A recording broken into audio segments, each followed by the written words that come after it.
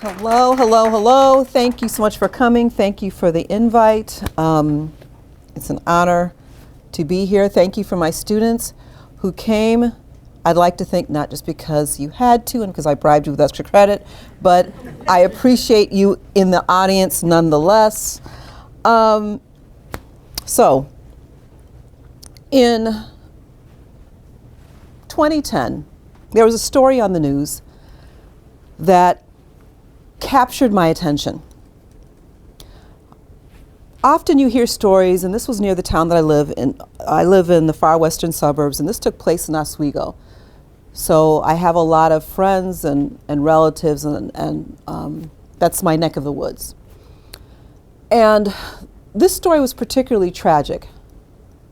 A drunk driver killed 5 people.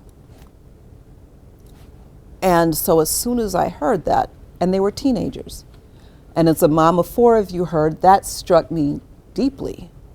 How you hear about these drunk drivers who are reckless and doing horrific things and causing life-altering change for themselves, and I read it, and it was just shocking.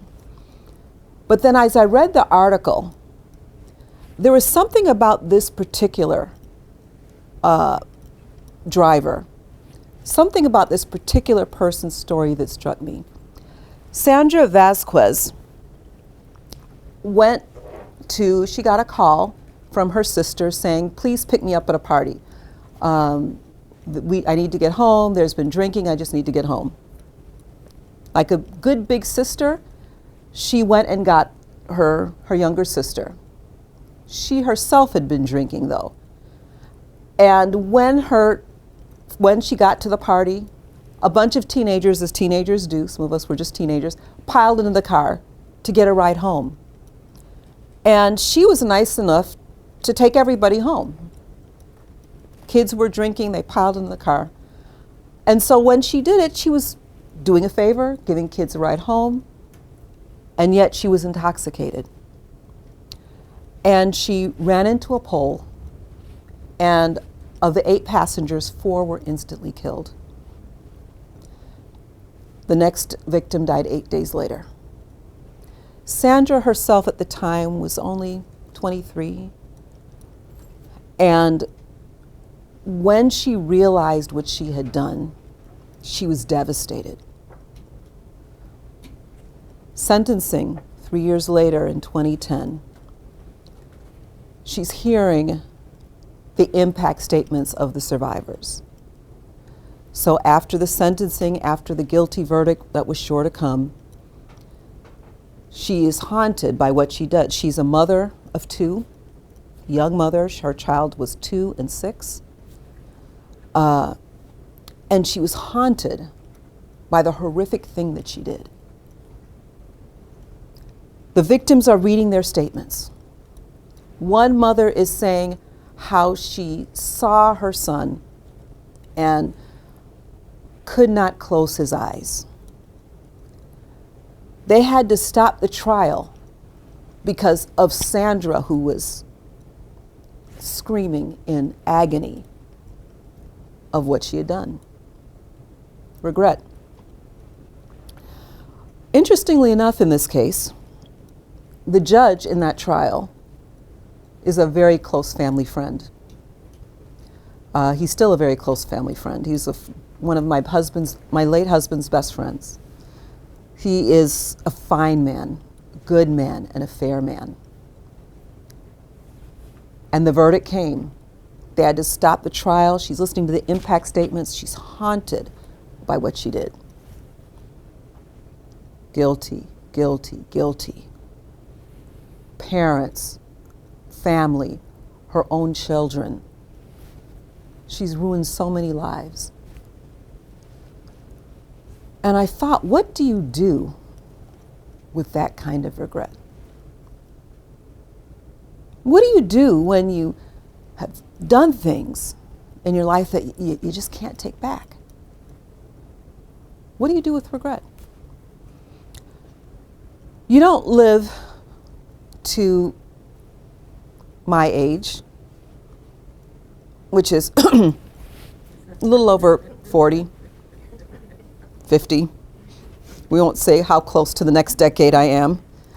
I try not to look it because, as they say, it doesn't crack, but you know, it is what it is. When you get to a certain age in life, you have some regrets. You heard that I lost my husband a few years ago.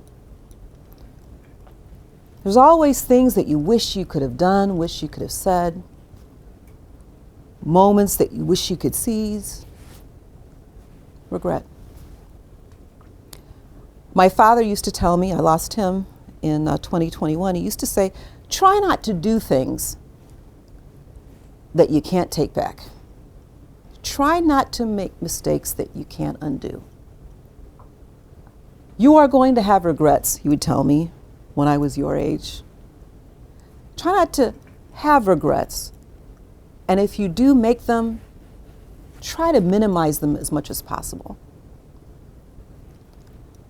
And I try, but we all have regrets, right? And so Sandra's story touched my heart, and at that time, I had to go back to this because it was been so long that I was blogging, but I wrote a blog, and I wanted to reach out to her.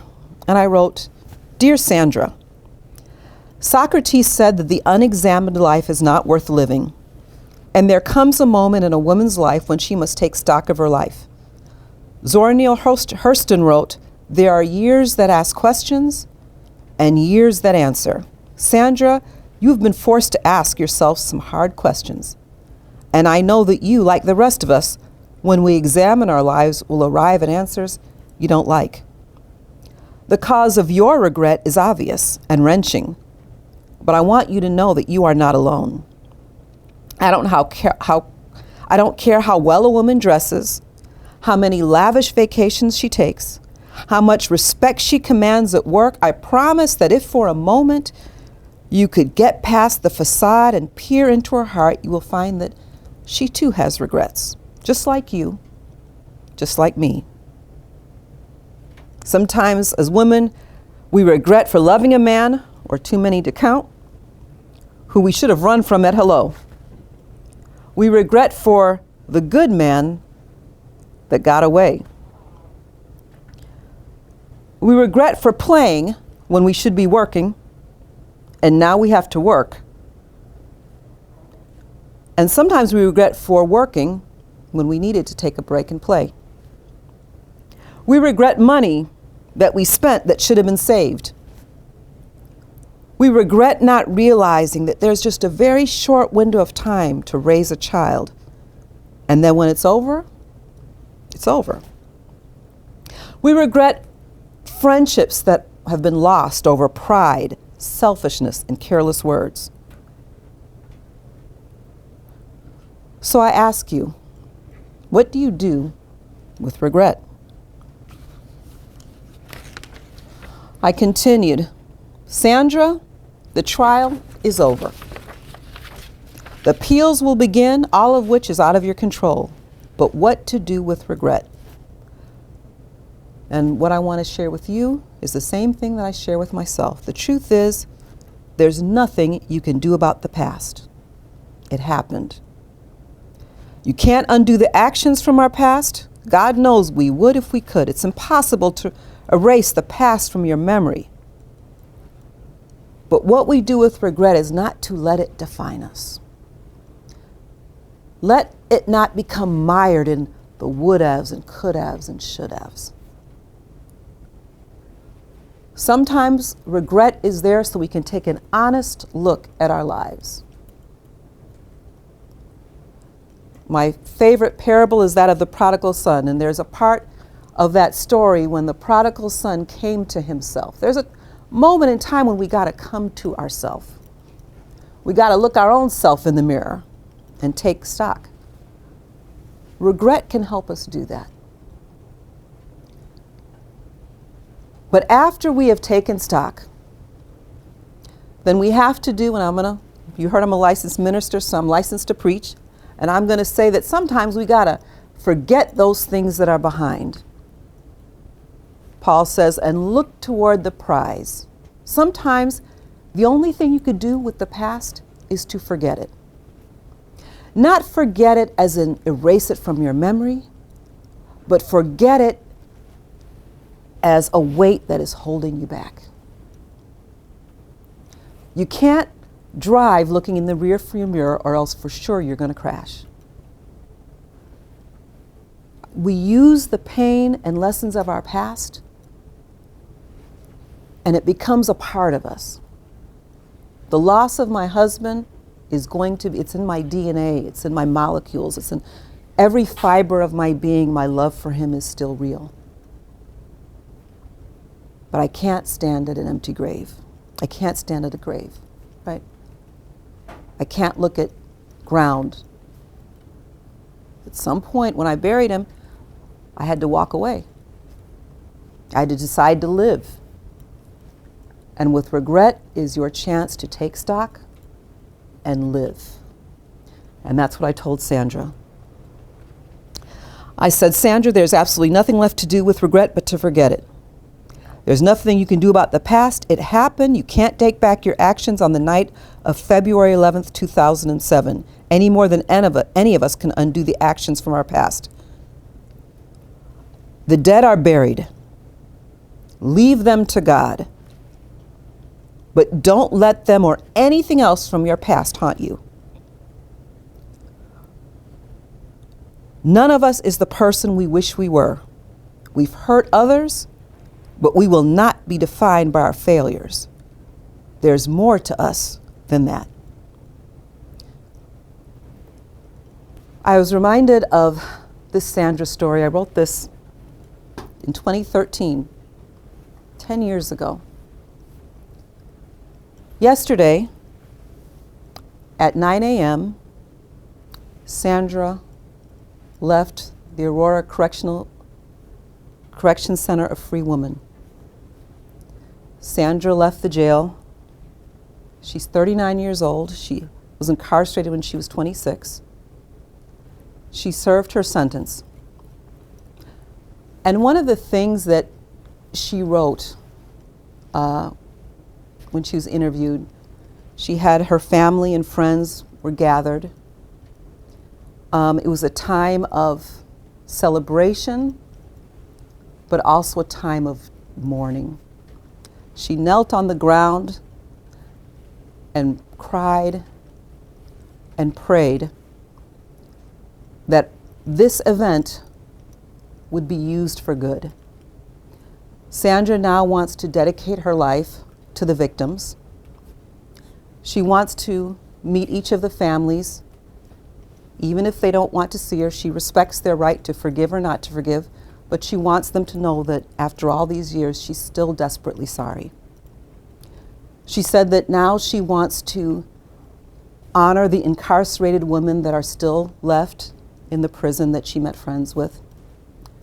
She wants to tell young people to not make the same mistakes she did. She wants to use the rest of her life for good. And that's what I want to share with you. Whatever's happened, I tell this to my students at the end of the semester. When the grades come, some of them will inevitably might see me again. Sometimes the semester doesn't go the way you thought. Sometimes life doesn't go the way you thought. But I want to tell them that you are more, as Brian Stevens said, than the worst thing you've ever done. There's so much more to you than your failures and your regrets. You have so much, and I look at you, there's so much more ahead of you. So much good ahead of you. Use the lessons for the past. Don't waste the pain. Make it a part of you. And like Sandra, be a force for good. Thank you so much.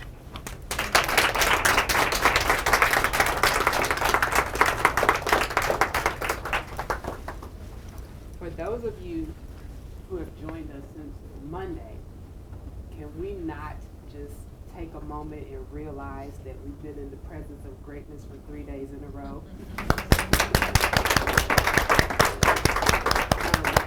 So at this point, we would like to open the floor up for questions.